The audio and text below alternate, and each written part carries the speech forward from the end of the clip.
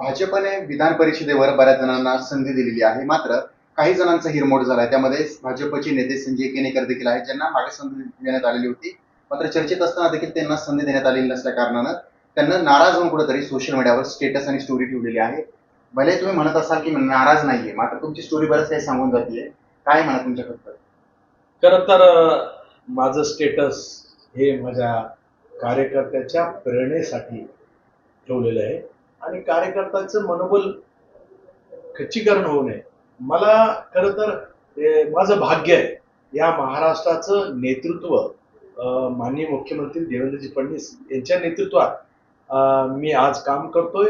निश्चितपणे या महाराष्ट्राचा कामगार, शेतकरी, दीन दलित उपेक्षित यांच्या समृद्धीचा खरं तर त्यांनी जो संकल्प केलेला आहे त्या संकल्पपूर्तीच्या प्रवासातला मी एक त्यांच्या बरोबरचा मावळा आहे आणि त्यामुळे मला नाराज मी होऊ शकणार नाही, कारण निश्चितपणे मी त्यांच्या बरोबर काम करतो. परंतु काही विरोधक, काही आमचे मित्र, कार्यकर्त्यांचं मनोबल खच्चीकरण होत असतं. त्यामुळे कार्यकर्त्यांना उत्साह वाढावा म्हणून मी स्टेटस ठेवलेलं आहे. निश्चितपणे मी हार में क्या जीत में यदकिंचित मैं भयभीत नहीं, यदकिंचित मैं भयभीत नहीं, कर्तव्य के पथ पर जो भी मिला ये भी सही वो भी सही, वरदान नहीं मांगूंगा पर हार नहीं मानूंगा.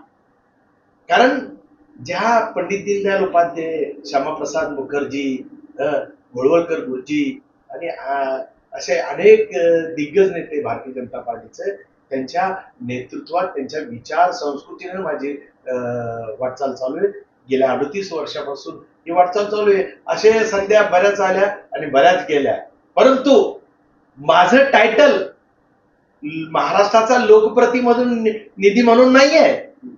माझं टायटल भारतीय जनता पार्टीचा कडवट कार्यकर्ता म्हणून माझं टायटल आहे आणि तेच टायटल मला नेहमी आवडतं.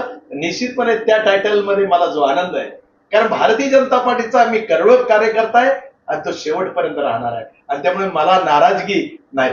पण माझ्या कार्यकर्त्याचं मनोबल खच्चीकरण होऊ नये, त्यांना कोणी डिवचवू नये, या भूमिकेतून मी ठेवलेले स्टेटस आहे. बरं, त्याच्यात तुमचं एक स्टोरी स्टेटस असंही होतं की संघर्ष सुरूच राहणार. म्हणजे संघर्ष जो आहे तो नेमकं कसा, कशासाठी? हे बघा, शेवटी प्रत्येकाच्या जीवनाला संघर्ष आहे.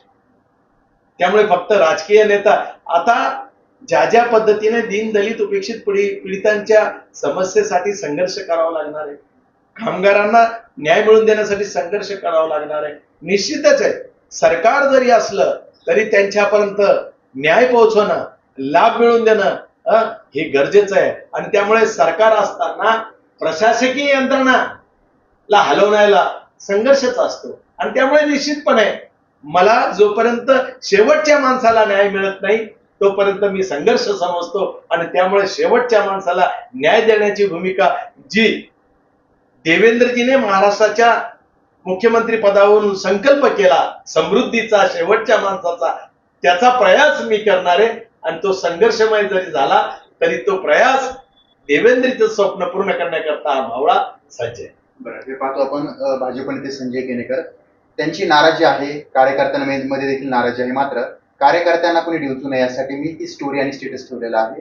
मात्र ज्या नेत्याला, ज्या कार्यकर्त्याला संधी मिळत नाही, नाराज होणं साहजिकच आहे. याआधी देखील बरेच नेते नाराज झाले होते. मात्र मुख्यमंत्र्यांचे निकटवर्ती म्हणून ओळख असलेले संजय केनेकर नाराज झाल्याच्या नंतर कुठेतरी त्यांच्या कार्यकर्त्यांसाठी मी स्टेटस ठेवतोय, माझ्या कार्यकर्त्यांना नाराजी त्यांच्या पदरी पडू नये म्हणून मी स्टेटस ठेवतोय, ही त्यांची भावना या ठिकाणी ऐकायला मिळते.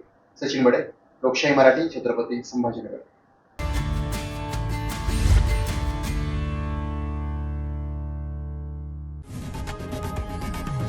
लोकशाही मराठी ऐका, पहा, जागरूक रहा.